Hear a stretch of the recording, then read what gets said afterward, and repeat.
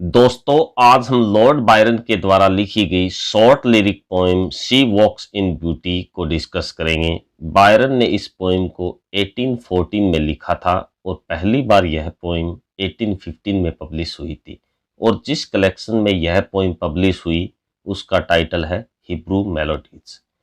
इस पोएम में total 3 stanza है। प्रत्येक स्टेंजा में 6 लाइन्स है। इस प्रकार इस पोएम में 18 लाइन्स है और इसकी राइम स्कीम है A B A B A B.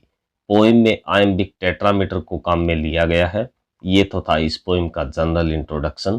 Poem को शुरू करने से पहले इसका हिस्टोरिकल बैकग्राउंड जानना जरूरी है, जिससे पोएम को समझने में आसानी होगी। इसके साथ हम यह भी जान पाएंगे कि पोएम को लिखने की प्रेरणा कहाँ से मिली। तो इसकी शुरुआत होती है 11 जून 1814 के दिन। इस दिन बायरन लंदन में एक पार्टी अटेंड करते हैं। पार्टी में बायरन की मुलाकात अपनी कज़न लेडी विल्मोट हॉर्टन से होती है और यह उनकी अपनी कज़न से पहली मुलाकात थी। पार्टी में लेडी विल्मोट हॉर्टन मॉर्निंग ड्रेस में आती है जो कि डार्क ब्लैक कलर की होती है। लेडी विल्मोट हॉर्टन की ब्राइट ब्यूटी और उसकी डार्क मॉर्निंग ड्रेस के कॉन्ट्रास्ट ने पोइट को इस पोएम की रचना करने के लिए इंस्पायर किया। फिर नेक्स्ट मॉर्निंग बायरन इस अनयूजुअल ब्यूटी से इंस्पायर होकर इस खूबसूरत पोएम की रचना करते हैं, जिसको आज अपने पढ़ने जा रहे हैं। तो शुरू करते हैं। ये है इस पोएम का पहला stanza, she walks in beauty. वह एक चलती फिरती सुंदरता है। Like the night of cloudless climes and starry skies. उस रात्रि की भांति जो बिन बादल है और जिसमें आसमान तारों से भरा है। इन 2 लाइन में पोइट किसी अननोन वुमन की खूबसूरती के तारीफ करता है और उसकी सुंदरता की तुलना वो एक रात से करता है। और रात भी कोई ऐसी वैसी नहीं जब मौसम एकदम साफ हो और आसमान में बादल बिल्कुल भी न हो और आसमान में तारे ही तारे हो। यहाँ क्लाइम्स का मतलब मौसम से ही है, क्लाइम्स यानी क्लाइमेट्स। इसके अलावा पोइट ने कंपैरिजन के लिए शिमिली को काम में लिया गया है। आगे पोइट कहते हैं, and all that's best of dark and bright meet in her aspect and her eyes. और अंधेरे और उजाले का सर्वोत्तम मेल उसके चेहरे और उसकी आंखों में मिलता है। यहाँ आस्पेक्ट का मतलब फेस यानी चेहरा। यहाँ पोइट उस महिला के चेहरे और आंखों की प्रशंसा करता है और कहता है कि उसका चेहरा और आंखें डार्कनेस और ब्राइटनेस यानी अंधेरे और उजाले का बेहतरीन मेल है। आगे पोइट कहते हैं, thus mellowed to that tender light. और यह उस कोमल उजाले या प्रकाश से कोमलता लिए हुए है। Which heaven to gaudy days denies. जिसे तो स्वर्ग एक तेज चमकदार ब्राइट दिन को भी देने से मना कर देता है। यहाँ मेलोड का मीनिंग उस महिला के प्रकाश से कोमलता धारण करने से है, जबकि गॉडी डे एक बहुत ज्यादा चमकदार भड़कीला दिन बताया गया है। कुल मिलाकर बात यह है कि पोइट इन 2 लाइन्स में कहना चाहते हैं कि उस महिला की चमक में जो कोमलता है वह कोमल चमक कोई ऐसी वैसी चमक नहीं है। पोइट ने उसे हेवनली यानी कि सीधी स्वर्ग से आई बताई है। इसके अलावा वो यह भी बताता है कि हेवन ने यह टेंडर ब्राइट यानी कि कोमल चमक दिन को भी नहीं दी, जिसके कारण से यह दिन तो गोडी यानी कि भड़काऊ आंखों को चुभने वाला लगता है। जबकि इसके विपरीत जो ब्राइटनेस वो महिला धारण किए हुए यानी कि वो ब्राइटनेस उस महिला के अंदर है, उसमें टेंडरनेस है जो दिखने में मधुर लगती है। इसी के साथ पहला स्टेंजा कंप्लीट हो जाता है। आगे पोइट कहते हैं, one shade the more one ray the less had half impaired the nameless grace.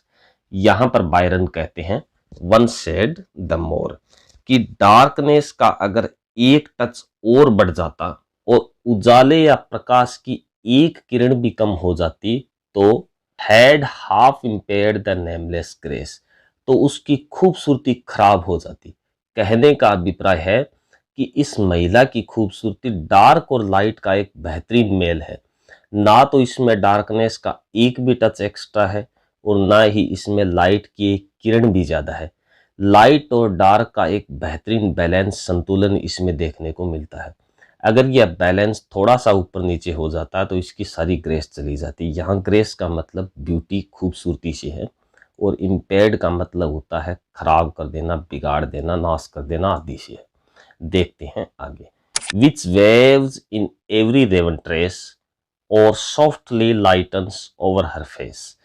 Which waves in every raven tress, जो कि इसकी काली जुल्फों में लहराता है, और softly lightens over her face, और जब ये जुल्फें उसके चेहरे पर कोमलता से गिरती है।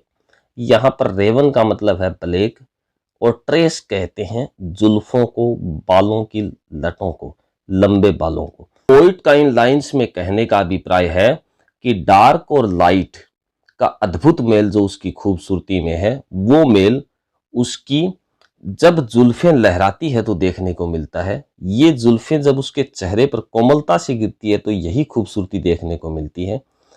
आगे पोइट कहते हैं, वेयर थॉट्स सीरिनली स्वीट एक्सप्रेस, जहां पर बहुत ही शांत स्थिर विचार झलकते हैं, अर्थात उसके चेहरे पर शांति के भाव दिखाई देते हैं। How pure, how dear their dwelling place, और ये विचार भाव शांति से जिस चेहरे पर दिखाई दे रहे हैं, वो चेहरा कितना पवित्र है, कितना प्यारा है। इसी के साथ पोइम का सेकंड स्टेंजा कंप्लीट हो जाता है। देखते हैं next stanza. And on that cheek and over that brow, so soft so calm yet eloquent, the smiles that win the tints that glow. And on that cheek, और उसके चेहरे पर, and over that bro, और उसकी eyebrows के ऊपर यानी forehead पर, सो soft so calm yet eloquent, बहुत ही कोमल, बहुत ही शांत, लेकिन प्रकट होने वाली। स्माइल्स दैट विन, वो मुस्कान रहती है जो जीत लेती है।